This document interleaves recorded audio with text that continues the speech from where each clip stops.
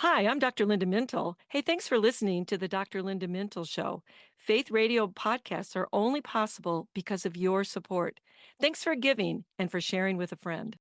Doing life together, reaching out with hope, encouraging one another, each step along the road.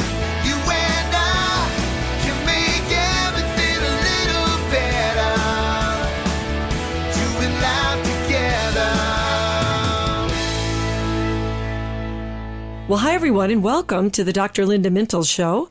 I'm your host, Dr. Linda Mintle, the relationship doctor, and I'm here along with my co-host, the other Dr. Mintle, my husband, Norm. Looking good over there, Norm. Thank you. Thank you very much. Thank you. Thank you. And every weekend we're here doing life together, and we're so glad you joined us. I'm feeling really stressed, so could we go get a burger as soon as we're finished here?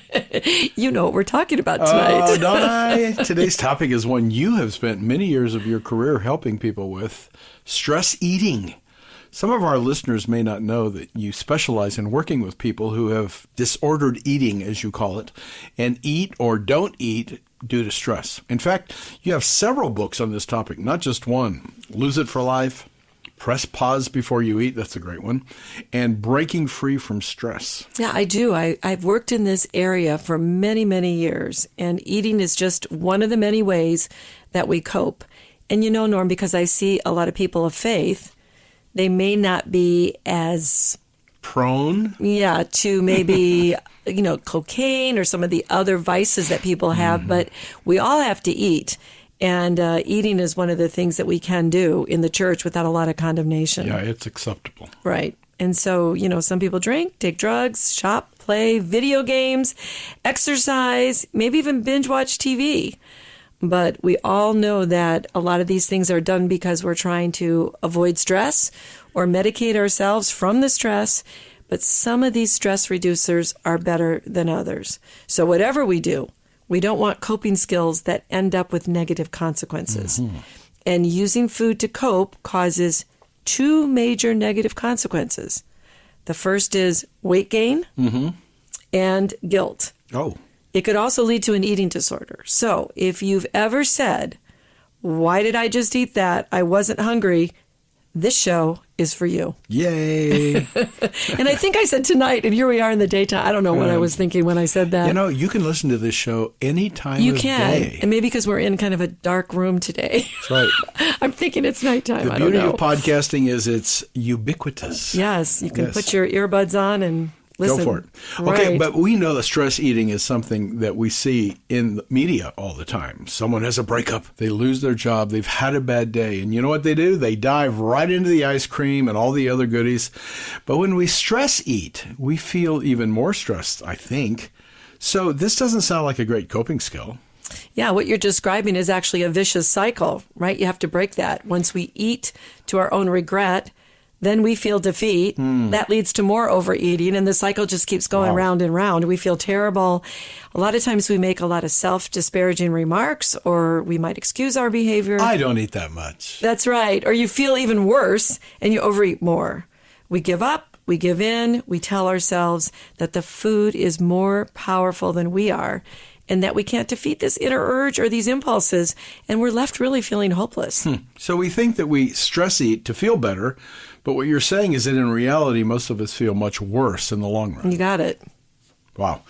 So if this coping method doesn't work, why do we do it? I think because like so many things, food provides immediate relief and pleasure, right? You eat something Tastes really good. great and yummy. It feels good for the moment. And that immediate fix, gives us a little bit of pleasure, a little bit of reward. But then in the long run, we're stuck with the consequences, and we don't like it. And when we stress eat, we don't usually pick up the broccoli I don't know anybody or that dive does. into a really yummy, healthy salad. In fact, you found the results of important research that tells us what women and men eat when they're stressed. What would you guess is number one for Ice cream. both? Yeah, Ice you're cream. right. We all scream for ice cream, right? That's right. Both men and women. That's so true. Well, I knew it wasn't broccoli or vegetables. I'm really trying to think if I ever had a patient who binged. I did have a patient who binged on pumpkin Oh. from a can. Ugh. I know that didn't sound real appealing, but I don't know any other vegetables. Is pumpkin a vegetable? It's a fruit. Is it a fruit? Well, it's got to be. It has seeds.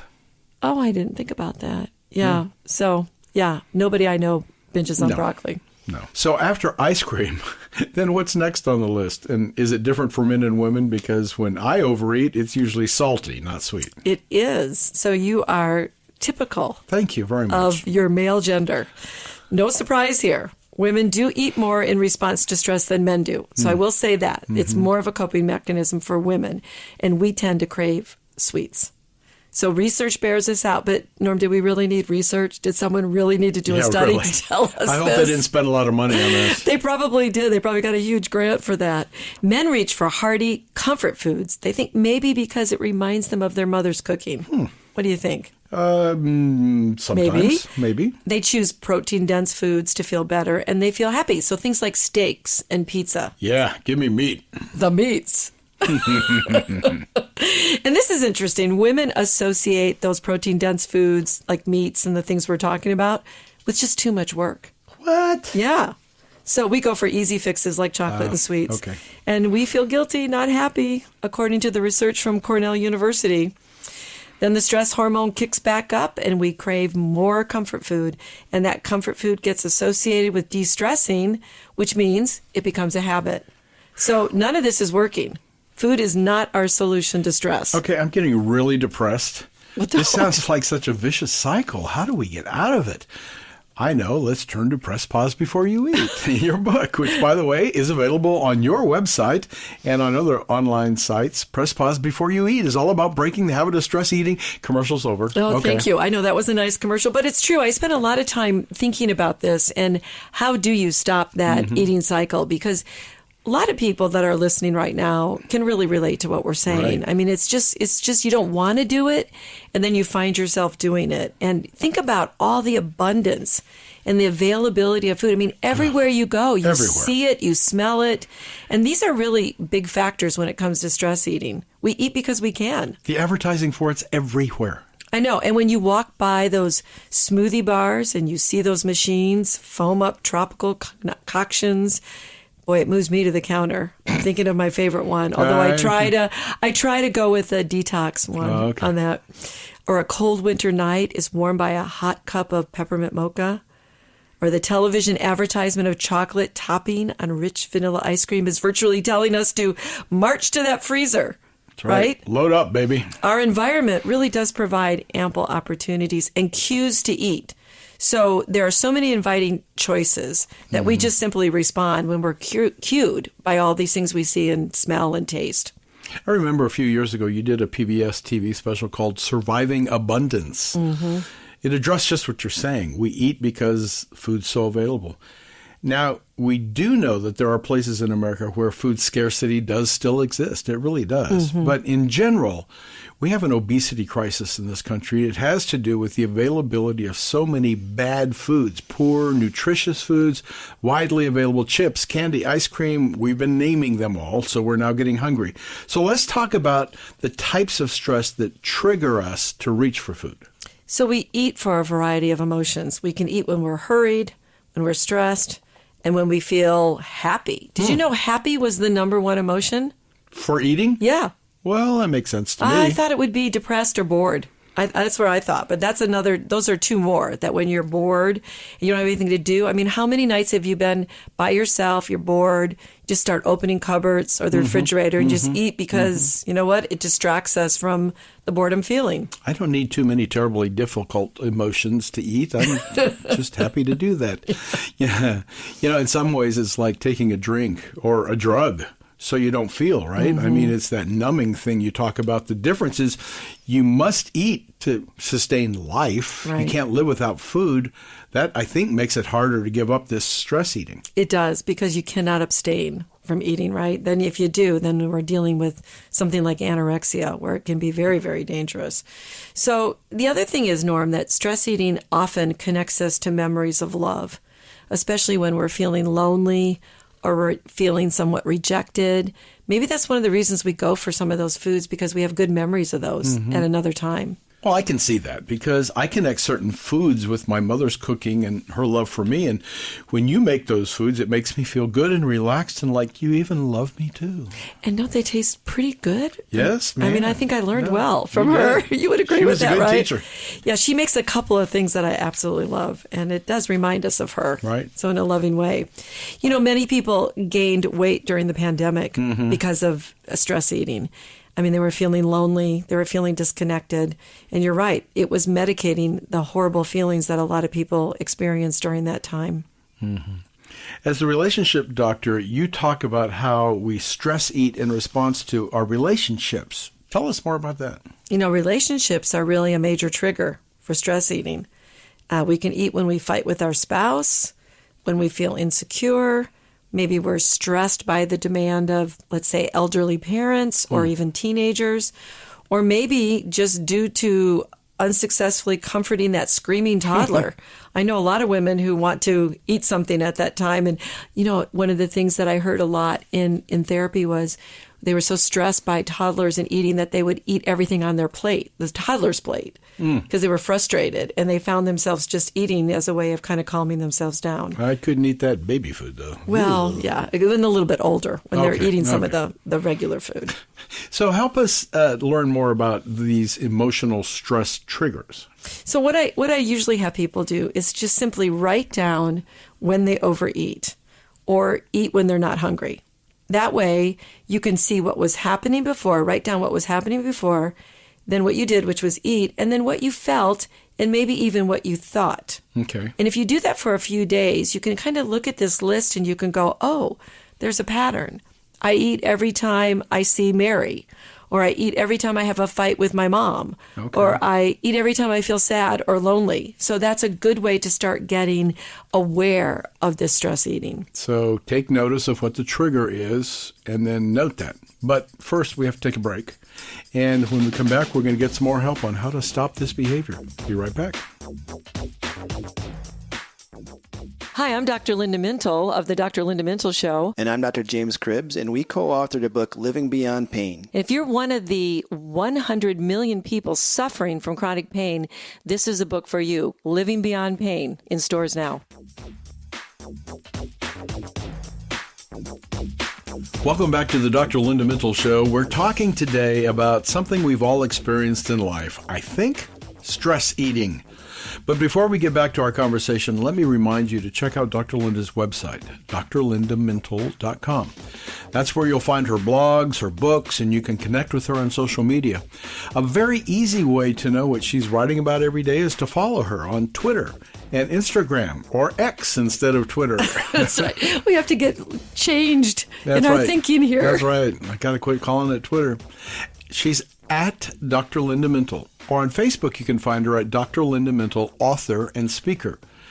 And we're talking right now about your book, Press Pause Before You Eat. You help us with being mindful, and you have something you call the pause principle. Pause being not dog paws. No, just P-A-U-S-E. Aha. And so you can remember that principle because it does spell out that word. So it's the pause that we all need to take when we start to stress eat. So let's begin with the P, because Okay. each of those initials, is that what they are? Initials? Yeah, I had to stop and think about that for a moment. Those They're- are initials for the word. Each one of them starts with a principle or some type of thing that's related to that letter. So the P is purpose, not to use food for stress relief.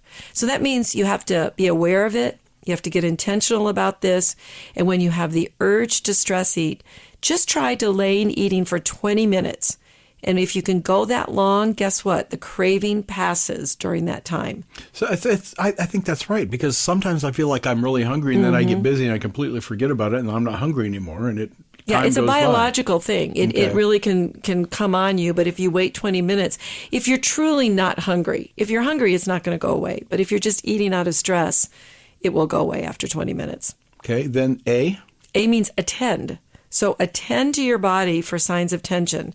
Know what the stress feels like in your body. Identify it. Do you stress when you're irritable? Do you have poor concentration, a lack of sleep? Attend to what you're eating. Keep a food journal like I talked about before the break, and write when you feel tense and if you ate then. So you can start connecting the food to the emotions or the thoughts that you're having. What's you? Understand that chronic stress does take a toll on the body and that food is not a solution. So understand, what are my triggers? Is it my mother-in-law, your boss, your critical parent?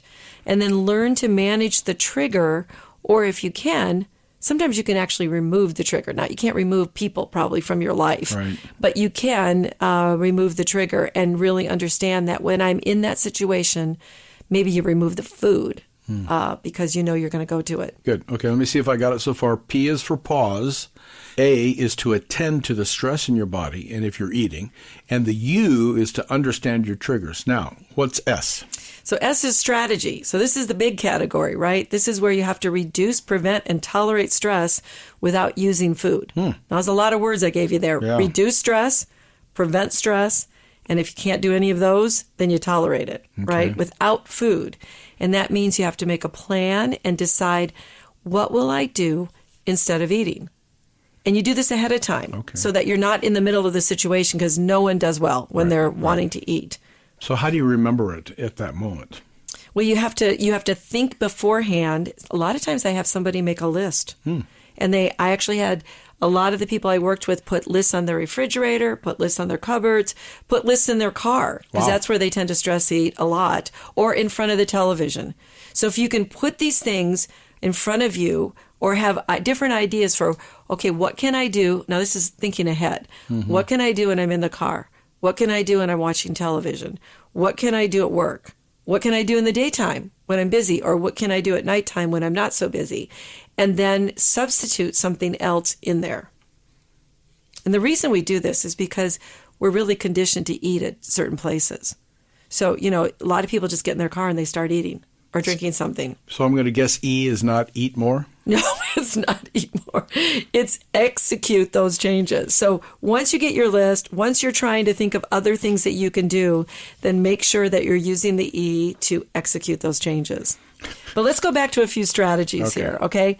I think it would be good to go over some ideas for people. So let's say you're at home and you have that urge. Okay. One thing you could do would just be get up and walk around the block. Okay, that's good. Plus, that helps you. Yeah, it gives you some exercise on top of that. Or you could maybe call a friend. Haha. Talk and vent a little bit, or talk it out. So for a lot of people, that works. Some people don't like to talk when they're stressed, but others do. Right. I like to play music. Music is very calming for me. I have it in the background when I'm working. You do. It doesn't distract me or bother me, but I don't use music where someone's singing, because then I'd start singing. I even, from playing instruments all my life, I even have trouble when it's music, when I'm trying to think, because then I start hearing the score and then I'm kind of thinking that way. But music is a great relaxer for a lot of people. Anything you can do to distract yourself from the food at the moment. Draw, take a bath, do something else with your hands, anything that you can think of. Go pick up a toy with your child, play with it. Clean something. That's a good one. When you clean something, you get your mind off of food, especially, where you should go if you're going to clean and try to get your mind off of food? The bathroom. That's exactly right. Oh, I guessed. Most people do not eat while they're in the bathroom. Here's a good one. Just play with your pet. Oh, they're so soothing. I know. And so, again, you're feeling like you want to go eat, go to your pet, throw the ball, do something, pet them, do something else. Counting backwards or forward in another language or in English or whatever, right? You've learned. We've talked a lot about distracting the brain and getting you to think of something else. Right. My mom always used to say, if you can't sleep, get up and read your Bible and you'll get sleepy. Well, it's not a bad idea, really, to even just pray. Use the time to intercede for somebody. That will get your mind off of food and onto something else. Or pull out your devotional and just read something really short that takes your mind off it. And some people really like to journal their thoughts too. Right. So a lot of people de-stress by journaling. Hot baths, do that? It seems like that would relax you. I think that does. Put some lavender in there. One of those fizz balls. I'm into it. I love that kind of thing. Yeah, you do. Deep breathing. You teach about breathing and relaxing your muscles, right? Yeah, and another way to do this is just have a quiet time with a book. Remember books? Yeah. Books. I love I think books. they're making a comeback. I've Really? seen more and more people opening books and reading them when I've been on planes. I never lost my need for a book. I know. It's a great thing, but it will really distract you That's good. from wanting to eat. These are all easy and good ideas, but I bet it helps to remove all the tempting snacks from your house in addition to these good ideas. Yeah. And if you eat higher calorie foods, just eat a small piece of it or a couple of bites.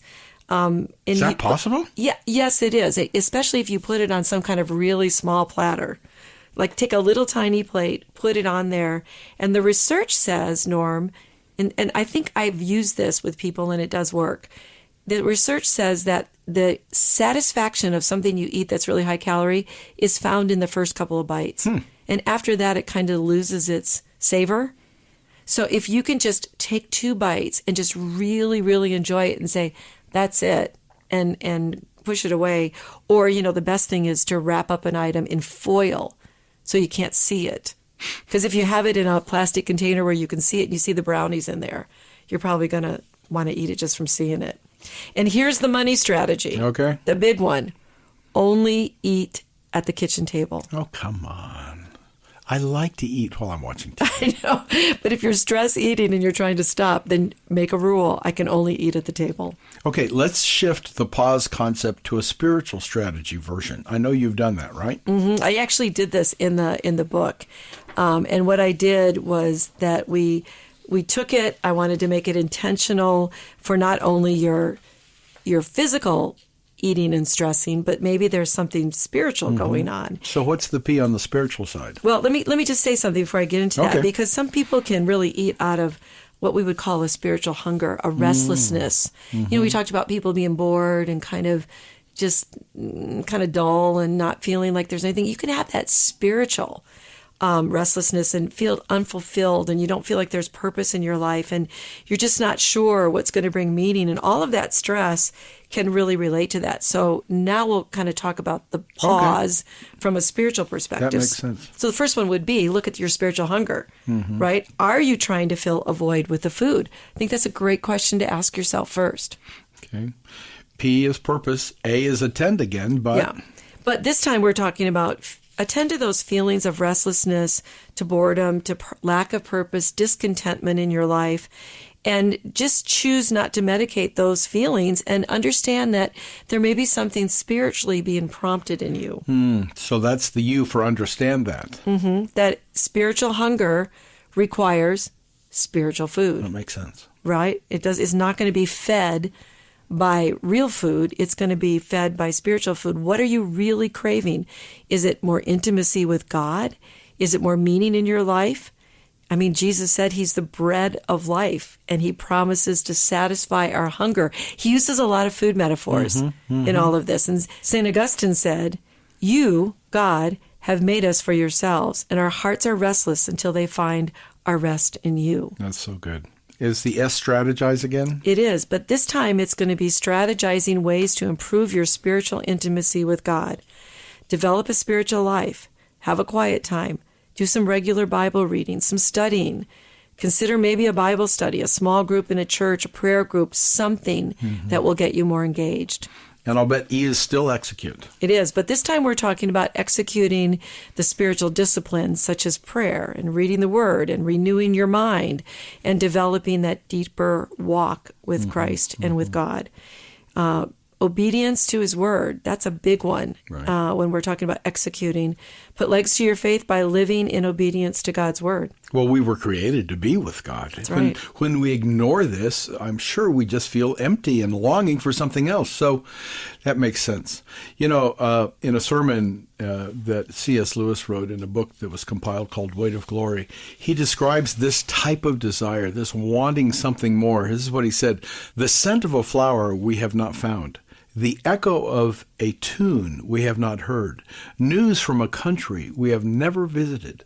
Lewis was referring to the emptiness, the desire for completion that cannot be met through food or any other natural way. And Norm, God doesn't promise to remove us from stress in our lives, right? So as long as we breathe, we are going to have stress. But He does promise to fill us, to keep us in perfect peace when our mind is stayed on Him. And He promises His presence, His comfort, His blessing as well. So fill up on spiritual things. That's good. Those are far better than any slice of cake. So the next time you're stressed and tempted to eat, reach for the bread of life, drink from the living water, and be satisfied. Well, that's all the time we have today. Many thanks to our producer and my co-host, Norm Mintel, who makes the show a conversation, and our technical producer, Katie Sims. From all of us here at Faith Radio, we'll talk to you again next weekend. In the meantime, remember, we're doing life together, and it's better when you don't have to do it alone. Doing life together.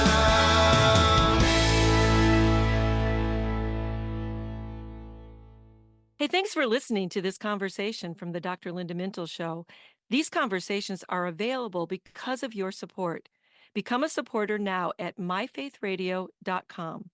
Please subscribe to the podcast so you don't miss any episodes, and share it with friends so we can live life to the fullest, walk confidently, and find healing and hope.